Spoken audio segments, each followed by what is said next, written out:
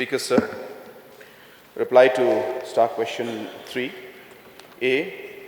Sir, 135 crores 8 lakhs 22,931 only. B. Sir, 9 crore 67 lakhs 17,194 only. C. Yes, sir. D. So the list of schemes implemented under PMKKKY in SORA area are improvement of water supply of Circuit House, SORA Civil Subdivision, to take up a new pumping water supply scheme from a nearby spring source known as Unthen Circuit, amounting to 21,80,600. 2. Construction of rainwater harvesting for Circuit House SORA Civil Subdivision amounting to 31,65,000.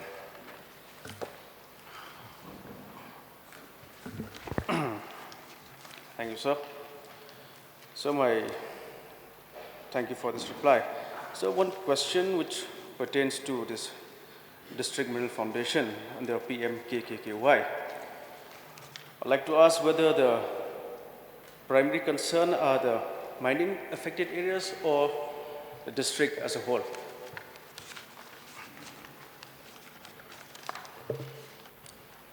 Sir, as per the guidelines that the identification of affected areas have to be looked at, and wherever the mining related operations are there, those are obviously, sir, the priority areas.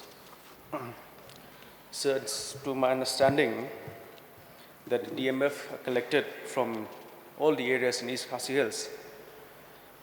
The fund has been utilized, if I should say, throughout the district. And my concern here at the moment, whether the fund collected under DMF, the primary areas, especially the mining areas, this should be looked upon, and the concern activities should be more focused on those areas. Whether the government is taking that into consideration. Sir, as the name suggests, this is a district mining foundation and the fund. And this is basically a trust, sir, which is then at the level of the district. And hence the Deputy Commissioner is the chairman. And the screening of the projects and the projects to be taken up and the sanctioning and the entire implementation is done by the district level, sir. So the state government does not in any way intervene or interfere in the entire process of selection of the projects or the sanctioning of the funds. So just two more questions. So in answer number C, you said MLAs are included. Well, it's maybe in the past 2-3 years or so, MLAs were not included as members of the DMF. And I'd like to share the House that in most of the areas of constituencies related, MLAs, they are more aware of what schemes are required, what projects should be implemented, and I feel that maybe the administration should consider that before taking any projects further on. So the PMKKKY guidelines had come out in the year 2015, and consequently in the year 2017, the Meghalaya government had come out with a gazette notification where the DMF, the District Mineral Foundation, was headed by chaired by the Deputy Commissioner, and different officials from different departments were members. So consequently, as mentioned by the Honorable MLA, once concerns were raised at different levels that local MLAs should be part of the entire process, as they are much aware, correctly said by the Honorable MLA.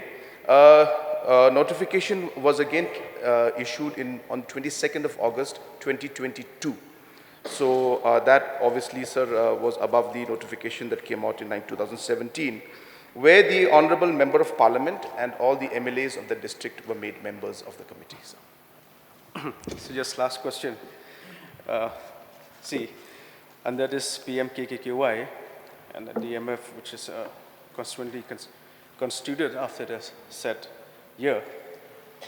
Now, my primary concern here, whether the mining affected areas should be the first target, I should say, or maybe the amount collected under the DMF, those particular areas should be the first primary targets and locations in order to implement the scheme.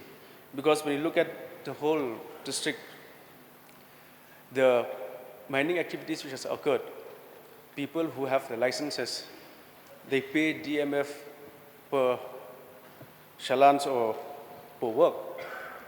Maybe government, maybe district should consider that the areas of concern where DMF is paid to the government, they should be looked into first and consider the remaining. Yes, sir. The concerns of the honorable member, in whose areas actually a lot of mining does take place, and that's why I'm sure he is very concerned that his area is affected. And it's a genuine concern, sir. And as I have mentioned in my reply earlier, that the PMKKKY guidelines do specify that the affected areas must be focused first, and then the indirectly affected areas will be also be focused or will be given the benefit. But he is absolutely right that the guidelines stress that the directly affected areas should be given the scheme first.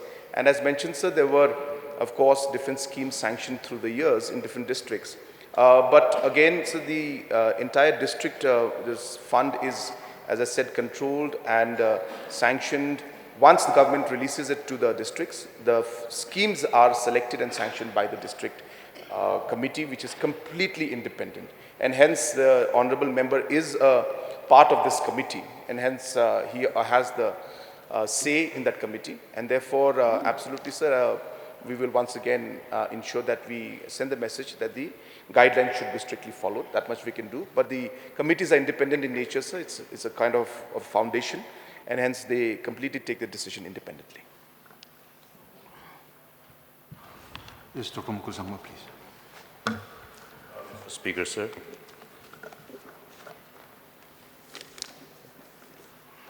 In view of the replies to both the principal start question and the supplementaries, now, as per the guidelines, there is an important component which is to ensure transparency in as far as the utilization of the fund vis-a-vis the taking up of the programs eligible under the intervention are concerned. So may I request the government to place the annual reports of all the utilization of fund vis-a-vis the schemes taken up and their status thereof. Annual report is supposed to be provided. And there is also a state level committee. So there is a need to review. In fact, there was when honorable member from Shala, the predecessor, our late Dr. Don Roy, he was insisted upon this particular program. And there was quite an instances where programs which are not inconsistent with the guidelines were taken up also. That has come to the notice of the government. So in view of that, I think there is a need to have that annual report made available. It should be available in the website itself, and it should be also made available before the August House. So may I request, through you, Mr. Speaker, sir, to see that the annual report is placed before the August House. So point noted, sir. Yes, Bakar Pran, please. Mr. Speaker, sir, may I know from the Honorable Chief Minister the activities being taken up under PMKKY, specific activities, sir? So there are multiple activities that are being taken up by different districts. I don't have the whole list of every activity in front of me. I have few of them, but I can just give a basic idea so that you don't take too much of time. that there are certain high priority areas where 60% of the funds need to be utilized, which are mainly drinking water supply, environment preservation and pollution control measures, health care, education, welfare of women and children, welfare of aged and disabled people, skill development and sanitation. These are some of the priority sectors that have been identified. Accordingly, sir, without going too much into details, for example, in Laskin, Sinardi block, construction of LP schools were taken up in large scale.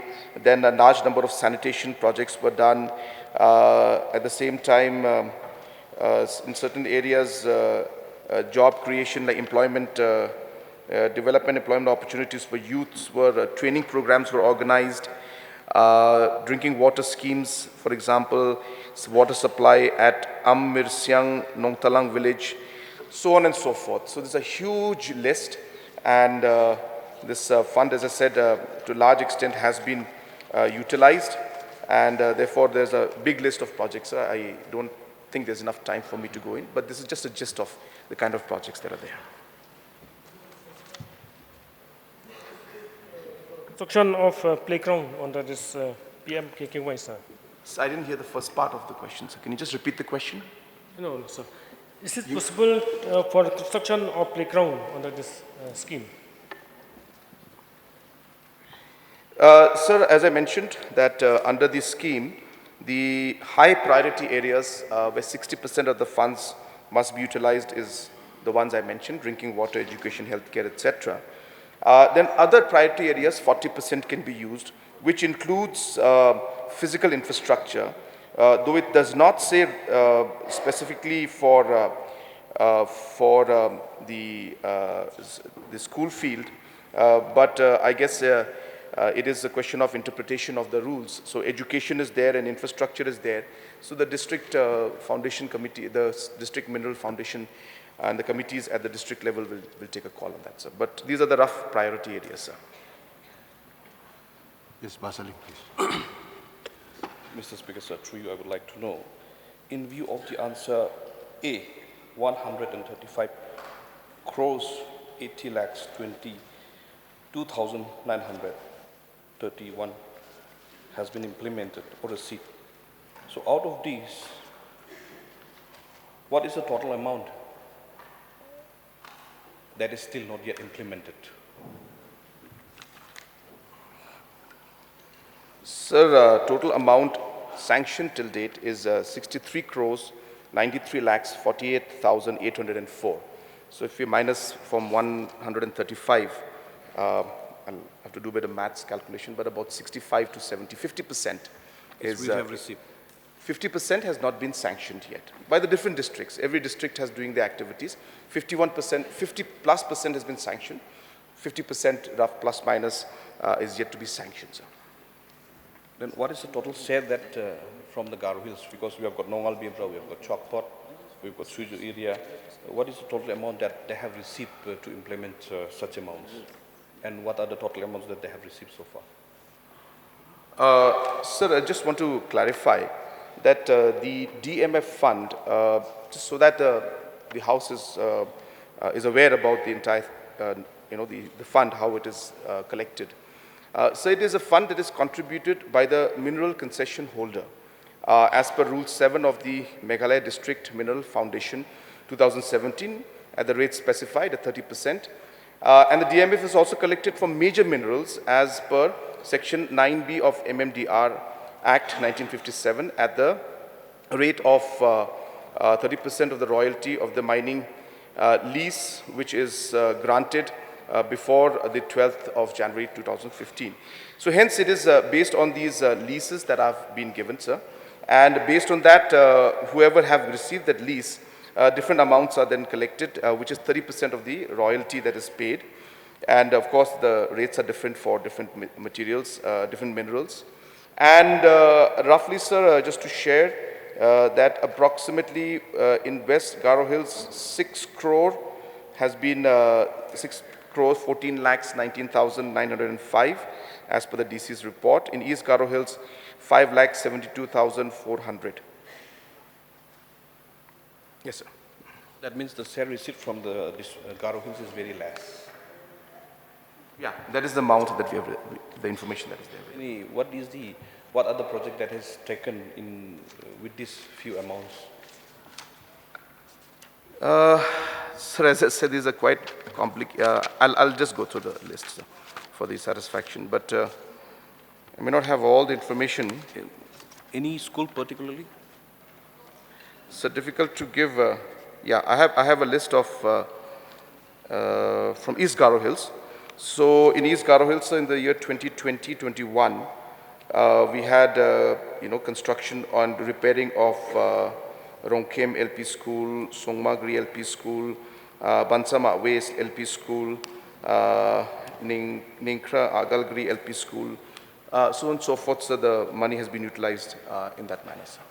Since the Chief Minister, Honorable Chief Minister has spelled out the schools, I would like to know what are the amounts for each schools that has been given for the renovation? Sir, it all depends. In fact, these are differing depending on the, I guess, the scope of repair that's required. So, example, the Rongkem LP School received 2.34 lakhs. The Ningkra Watregatham LP School received 16.51 lakhs.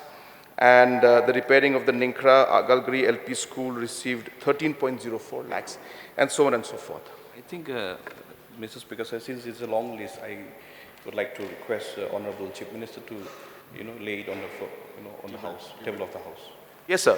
As mentioned by our senior leader, the former Chief Minister and senior leader, that the annual report should be laid in the Assembly. So it will be laid, sir, and the information will be provided to the House.